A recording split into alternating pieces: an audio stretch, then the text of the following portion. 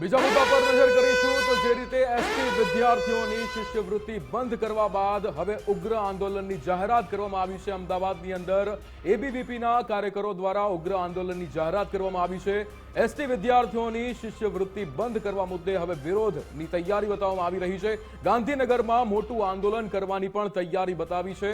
ગુજરાતના 182 ધારાસભ્યોને આવેદનપત્ર આપવાની વાત કરવામાં આવી છે। શિષ્યવૃત્તિ મુદ્દે સરકારને રજૂઆત કરવા જે રીતે વિનંતી પણ કરવામાં આવશે તેવી વાત કરવામાં આવી છે। અહીંયા સવાલ એ થાય વિકાસ કે એસટી વિદ્યાર્થીઓ કે જેની આ શિષ્યવૃત્તિ બંધ તો કરવામાં આવી છે પણ જેના કારણે હવે આ વિદ્યાર્થીઓ પણ પીસાઈ રહ્યા છે। બિલકુલ 2009 થી આ પોસ્ટ મેટ્રિક શિષ્યવૃત્તિ યોજના શરૂ કરવામાં આવી હતી। કેન્દ્ર સરકારે આ યોજના શરૂ કરી હતી પરંતુ આ 2024માં એટલે કે ગત વર્ષે અધ વચ્ચેથી આ યોજના બંધ થઈ રહી છે તેવો પરિપત્ર ગુજરાત સરકારે જાહેર કર્યો હતો કે હવેથી મેનેજમેન્ટ કોટામાં આ શિષ્યવૃત્તિ આપવામાં નહીં આવે।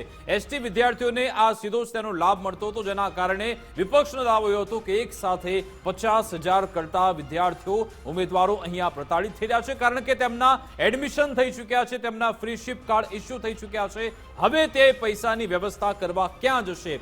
અત્યાર સુધી ઘણા બધા સવાલ ઉઠતા હતા, વિપક્ષના લોકો તો સવાલ ઉઠાવતા હતા પરંતુ હવે ભાજપની જ વિદ્યાર્થી પાક એબીવીપી મેદાને આવી છે। ગઈકાલે તો આખા ગુજરાતના મોટા મહાનગરોમાં એબીવીપીનો પ્રચંડ વિરોધ જોવા મળ્યો હતો અને હવે આ વિરોધને એક પગલું આગળ લઈ જવા માંગે છે એબીવીપી। તેમનું કહેવું છે તમામે તમામ ધારાસભ્યોને રજૂઆત કરીશું અને એ લોકો સરકારને રજૂઆત કરે એ પ્રકારનો વિરોધ એબીવીપી કરવા જઈ રહ્યું છે। શું કહેવું છે એબીવીપી નેતાનું તો એ સાંભળી આગામી સમયમાં અખિલ ભારતીય વિદ્યાર્થી પરિષદ જેટલા પણ 182 ધારાસભ્યો ગુજરાત પ્રદેશની અંદર છે તો 182 ધારાસભ્યોને આવેદનપત્ર સોંપશે અને એ માંગ કરશે કે આ વિદ્યાર્થીઓનો પ્રશ્ન જે છે એ આગામી વિધાનસભા સત્રની અંદર આ વિદ્યાર્થીઓનો પ્રશ્ન લેવામાં આવે અને એને વિદ્યાર્થી હિતમાં નિર્ણય આવે એના માટેની વાતચીત એ વિધાનસભાની અંદર કરવામાં આવે। અને જો વિદ્યાર્થી પરિષદનો આ આવેદન આપ્યા પછી પણ જો વિદ્યાર્થી હિતમાં નિર્ણય લેવામાં નહીં આવે તો આજે આ વિદ્યાર્થી પરિષદ એ આખા ગુજરાતભરમાંથી કાર્યકર્તાઓ એકઠા થઈ અને ગાંધીનગર સુધીનું પણ ઉગ્રથી ઉગ્ર આંદોલન કરવાનું થાય તો એના માટે પણ તૈયારી વિદ્યાર્થી પરિષદની પૂરેપૂરી છે, એની રચના પૂરેપૂરી બનેલી છે અને આજે હું આ ગાંધીનગરના જે આંદોલનની છે એની હું આજે ઘોષણા કરું છું। ત્યારે આ જ મુદ્દે વિકાસ ઋષિકેશ પટેલનું પણ મોટું નિવેદન સામે આવ્યું હતું। તેમણે કહ્યું હતું કે મેનેજમેન્ટ કોટાની પોસ્ટ મેટ્રિક શિષ્યવૃત્તિ બંધ કરવામાં આવી છે। કોલેજ મેનેજમેન્ટ કોટાથી બેઠકો ભરાતી હતી, જે રીતે આ ભરતીમાં ગોલમાલ થતી હોવાની પણ ફરિયાદ મળી હતી તેવા નિવેદન ઋષિકેશ પટેલ દ્વારા આપવામાં આવ્યા હતા, જેના કારણે હાલ આ શિષ્યવૃત્તિ બંધ કરવામાં આવી છે। ઋષિકેશ પટેલે શું કહ્યું તે પણ સાંભળીશું।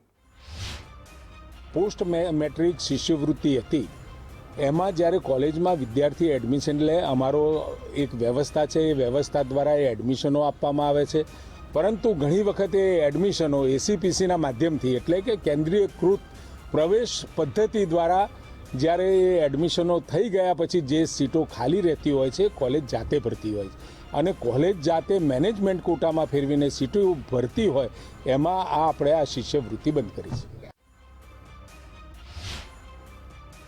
મંત્રી સમર્થ ભટ્ટ ફોનલાઈન પર જોડાઈ ગયા, તેમની સાથે વાત કરીએ। સમર્થજી, પહેલા તો આપની પ્રતિક્રિયા કે આપ ગાંધીનગરમાં મોટું આંદોલન કરવા જઈ રહ્યા છો એબીવીપી અંતર્ગત, એ બાબતે શું કહેશો? નહીં, વિદ્યાર્થી પરિષદે આજે બધી જગ્યાએ પ્રાંતમાં એ ઘોષણા કરી છે। વિદ્યાર્થી પરિષદના ગઈકાલના આંદોલન બાદ અને વિદ્યાર્થી પરિષદના જે પ્રશ્નો છે, જે માંગો છે એ જો સ્વીકારવામાં નહીં આવે તો અમે એક સ્ટેપ વાઇઝ આંદોલન આખા પ્રદેશમાં શરૂ કરવાના છીએ, એમાં કોઈ શંકાને સ્થાન નથી।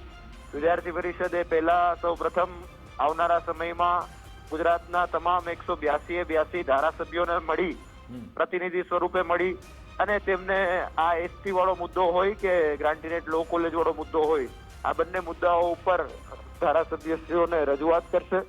વિદ્યાર્થીઓના પ્રશ્નને વિધાનસભામાં પણ વાચા આપવા માટે બિલકુલ એ સમજી કે આપ વિરોધ કરવાના છો પરંતુ આ મુદ્દો અમે પોસ્ટ મેટ્રિક શિષ્યવૃત્તિ વિશે વાત કરી રહ્યા છીએ, જેમાં આજે શિક્ષણ મંત્રી ઋષિકેશ પટેલે એવું એમણે સ્પષ્ટ કર્યું છે કે કોલેજો ગરબડ કરતી હતી એટલે અમે શિષ્યવૃત્તિ બંધ કરી, એટલે તેમણે ગોલ હવે કોલેજને આપ્યો છે કે કોલેજોમાં ગરબડ થતી હતી એટલે શિષ્યવૃત્તિ બંધ કરી છે, એટલે એમનો સંકેત છે કે આ શિષ્યવૃત્તિ હવે ચાલુ નહીં થાય।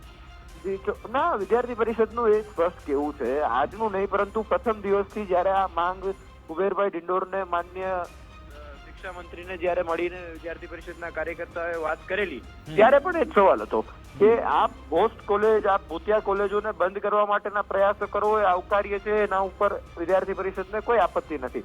પરંતુ એ ઘોસ્ટ કોલેજોના વાક પર જ્યારે વિદ્યાર્થીએ એડમિશન ચાલુ વર્ષે એ મેનેજમેન્ટ કોટામાં લીધું હોય ત્યારબાદ એ પ્રકારે નિર્ણય લેવો, આ ઘોસ્ટ કોલેજ એવું તો છે નહીં કે ગઈકાલ સવારે ઉઠ્યા ને ધ્યાનમાં આવ્યું કે આ પ્રકારની કોલેજો ગુજરાતમાં ચાલે છે. એ વિષય ક્યારનો ચાલે છે? વિદ્યાર્થી પરિષદની માંગ એટલી જ છે કે આ તમામ કોલેજો ઉપર તો કાર્યવાહી થવી જોઈએ, પરંતુ આ વર્ષે આ પ્રકારનો નિર્ણય જ્યારે વિદ્યાર્થીઓએ એડમિશન લીધા બાદ આ નિર્ણય એ અમાનવીય છે, એ સામાન્ય વિદ્યાર્થીઓના હિતનો નથી અને એટલા માટે વિદ્યાર્થી પરિષદ વિરોધ કરી રહી છે. અચ્છા, આપની પાસે કોઈ ડેટા છે કે આખરે આ વર્ષે કેટલા વિદ્યાર્થીઓ આ નિર્ણયના કારણે પ્રભાવિત થઈ રહ્યા છે, તેમને સીધી અસર થઈ રહી છે? ખૂબ મોટી સંખ્યામાં એસટી વિદ્યાર્થીઓ, આપ જુઓ તો એ સ્ટ્રીમ વાઇઝ ડેટા છે. આપ જુઓ નર્સિંગમાં ખૂબ મોટી સંખ્યામાં વિદ્યાર્થીઓ એડમિશન લીધા છે, ફિઝિયોથેરાપી માટે ઘણા લોકો વિદ્યાર્થીઓ એડમિશન લીધા છે. ખૂબ મોટી સંખ્યા, લાખો વિદ્યાર્થીઓ, એસટી સમાજના વિદ્યાર્થીઓ આ પ્રકારની સમસ્યામાંથી પસાર થઈ રહ્યા છે. એટલે લગભગ નહીં તો 1.5 થી 2 લાખ જેટલા વિદ્યાર્થીઓ આ નિર્ણયથી ચોક્કસપણે પ્રભાવિત થઈ રહ્યા છે. અચ્છા, તમે કુબેર ડિંડોર સાહેબની વાત કરી, પરંતુ 2 મહિના પહેલા પણ તેમણે છોટાઉદેપુરમાં જાહેર મંચ પર તેવું કહ્યું હતું કે આ બાબતે ગેરમાન્યતા ફેલાવવામાં આવી રહી છે અને ઋષિકેશ પટેલ સાહેબનું પણ ક્યાંક સંકેત એવો જ છે. આ બાબતે આપ શું કહેશો? નહીં, વિદ્યાર્થી પરિષદના પ્રતિનિધિ મંડળે જ્યારે માનનીય મંત્રીશ્રી જોડે ચર્ચા થઈ એ સમયે પણ વિદ્યાર્થી પરિષદનો મત એક ક્લિયર હતો. એ સમયે પણ વિદ્યાર્થી પરિષદનું આંદોલન જિલ્લાઓમાં થયેલું, વિદ્યાર્થી પરિષદનું મત અત્યારે પણ એ જ છે કે ગેરમાન્યતાનો સવાલ નથી, કોઈને ખોટા માર્ગે દોરવાનો સવાલ નથી. વિદ્યાર્થી પરિષદ પણ એક શૈક્ષણિક પરિવારની કલ્પનાથી ચાલે છે. ઘોસ્ટ કોલેજો ન જોવી જોઈએ એ પણ વિદ્યાર્થીઓના હિતમાં નથી. પરંતુ જ્યારે વિદ્યાર્થીઓએ એડમિશન એ ચાલુ વર્ષે લઈ લીધા બાદ આપને ધ્યાનમાં આવે કે ઘોસ્ટ કોલેજો છે એને બંધ કરવા માટે થઈને આપ શિષ્યવૃત્તિ બંધ કરો વિદ્યાર્થીઓની, એ કોઈ પણ રીતે યોગ્ય નથી, અમાનવીય છે. વિદ્યાર્થી પરિષદની માંગ છે એટલા પૂરતી જ છે કે ફક્ત આ વર્ષે મેનેજમેન્ટ કોટામાં આ વર્ષે જ્યારે વિદ્યાર્થીઓએ એડમિશન લઈ લીધું છે ત્યારે ચાલુ શૈક્ષણિક વર્ષે આ પરિપત્ર લાગુ કરવામાં ના આવે. આવતારા વર્ષથી સરકારને જે નિર્ણય લેવો એ લઈ શકે છે. અને બિલકુલ સાહેબ, અંતિમ પ્રશ્ન, આપે જે કાર્યક્રમની વાત કરી 182 ધારાસભ્યોને મળશું, એ કેટલા સમયમાં પૂર્ણ થવાનું છે? હમણાં 2-3 દિવસમાં પતી જશે કે પછી લાંબો સમય લાગશે? નહીં, જે વિધાનસભાનું સત્ર મળવાનું છે 19મી તારીખે, એ બજેટ સત્રની પહેલા વિદ્યાર્થી પરિષદના કાર્યકર્તાઓ આ ધારાસભ્યોને મળવાનો પ્રયાસ કરશે. જી, બિલકુલ. આભાર સમરજી, અમારી સાથે જોડાવા બદલ, વાતચીત કરવા બદલ. તો એબીવીપીનો પોતાનો મત છે કે આમાં વિદ્યાર્થીઓ સાથે ખોટું થઈ રહ્યું છે. સરકાર પોતાનો નિર્ણય પરત લે, સરકાર પોતાનું સ્ટેન્ડ થોડું ક્લિયર કરી ચૂકી છે, પરંતુ આમાં કોમ્યુનિકેશન ગેપ જોરદાર છે. ફરી એકવાર આ બાબતે સરકારે સ્પષ્ટતા કરવી જરૂરી છે. આગળ વધીએ બીજા મહત્વના મુદ્દા.